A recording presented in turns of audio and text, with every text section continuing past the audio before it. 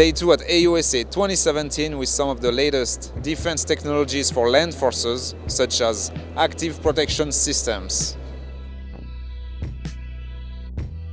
Morning, my name is Kevin Sims and I'm a Director of Business Development with General Dynamics Ordnance and Tactical Systems. Here we have a variant of our flyer vehicles, which are based off of a vehicle program we have with SOCOM called GMV 1.1. And what we're doing today is we're illustrating some of the goods that we offer aside from the vehicles. The weapon system solution that's on top of the vehicle, a Mark 47 with a next-gen fire control, and as you can see on the back there, we've, for illustration purposes, put models of our Iron Fist Light decoupled version active protection system.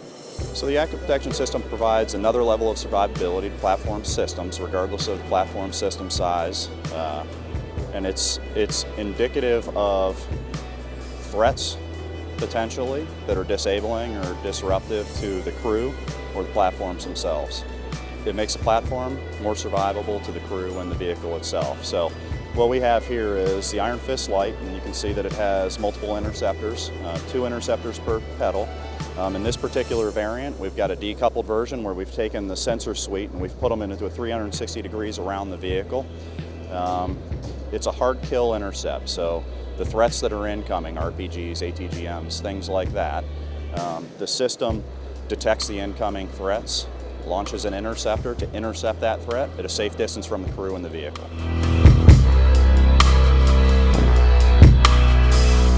I'm Michael Leary with Leonardo DRS. I'm the Director of Survivability and Lethality. It was exciting for us. The U.S. Army has formally declared Trophy as the system of choice for the Abrams tank. And we'll be proceeding into a combined qualification and production program in the very near future. We understand that it's to support our activities in Europe. That's our understanding. So schedule is very important to the Army leadership, and we anticipate working very hard to field these things as quickly as possible. Trophy is a hard kill active protection system. It's the most mature, it's a combat proven APS as we call it. It's been fielded in Israel for a number of years. It's seen combat action in the Gaza Strip. It's proven its capability against multiple types of threats. RPGs, anti-tank guided missiles, rockets. And it's because of its maturity and the fact that it's in production now that I think has really driven our Army to take a closer look and now finally to make the decision that they have to put it on the M1 tank.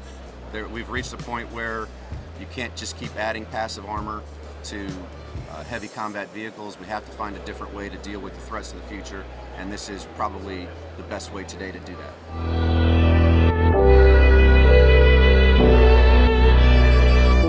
Hi, I'm Dave Harold from BAE Systems, the Director of Business Development here.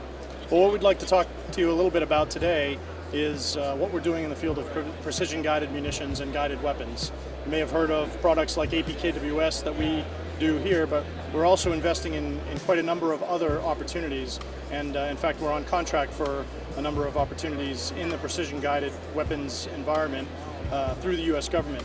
2 that I'm going to highlight here today. One is this high explosive guided mortar, which is something that we're under contract for technical maturation with the U.S. Army. Obviously that's a guided mortar system. It's a new opportunity, new product for the field. The second I'd like to talk about is Silver Bullet, which we have invested in over the years, this guidance kit, GPS guidance kit for a 155 millimeter artillery shell. And now we're under contract with the U.S. Army for technical maturation, and we are competing with this as the baseline for the new precision guiding kit modernization program with the U.S. Army. We're internally investing in a wide variety of technologies that will be applicable. You know, in some cases it's GPS capability guidance, in some cases it's EOIR or semi-active laser, and we really have built a strong capability across the breadth of those technologies that are applicable for precision guided munitions. I'm Jim Scanlon. I'm the Senior Vice President, General Manager for Defense Solutions Group here at SAIC. The big thing that we've announced here at AUSA is in combination with our partners ST Kinetics and CMI Defense that SAIC is going to pursue the Mobile Protected Firepower program. We're bringing forward a solution that we think is a very viable, credible alternative to the OEMs that we are positioning us for the competition in this upcoming March timeframe. So SAIC will be the prime contractor. We've got responsibility for the overall design authority for the program, supply chain management, execution of the program. We'll do the assembly, integration, and test. The chassis will be coming from Singapore. The turret comes from Belgium. We'll ship that to our Charleston facility. We'll do the integration, put the GFE equipment on, and the modular armor. So that's where we'll do the final assembly before we ship it to the Army. The main strength of this offering, when you look at this, is the most mature modern platform that is available right now. The STK was just awarded a production contract with the Singapore Armed Forces for the next generation armored fighting vehicle. So you've got a modern platform in the last 10 years that's been designed around the soldier of the 21st century, a very digital platform in combination with the CMI turret. You know, they're world class in terms of the large bore turret. And so we're bringing mature technologies forward to the Army, schedule being the #1 priority, and so it's important for us that we bring those two to ensure that we can get that capability out to the soldiers quickly. All right, Jim, thank you very much. Thank you very much. Thanks for the opportunity.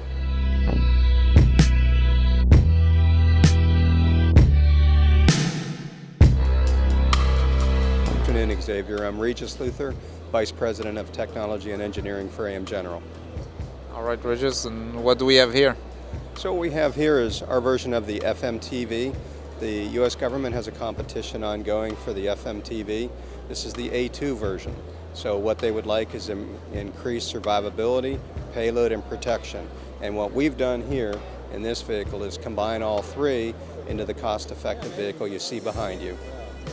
What do you think are the key strengths of your design? So the key strength of our design is we balance the iron triangle in a future method to be competitive with the RFP. So the award for the RFP will be after the close of the year, and it'll be for a 5-year contract with 2,500 vehicles. What are some of the expected improvement over existing FMTVs? We have increased survivability, which is the big one for the soldier, increased mobility for the soldier, and increased ride quality for the soldier. In addition, we've made the cab physically larger so that the 95th percentile male is comfortable at all locations. And finally, can you tell us a little bit about AM General's track record with the U.S. military? Sure. AM General has been in business over 100 years. We've built over 250,000 Humvees for the U.S. Army, and we've built a total of more than 1.5 million vehicles of different types.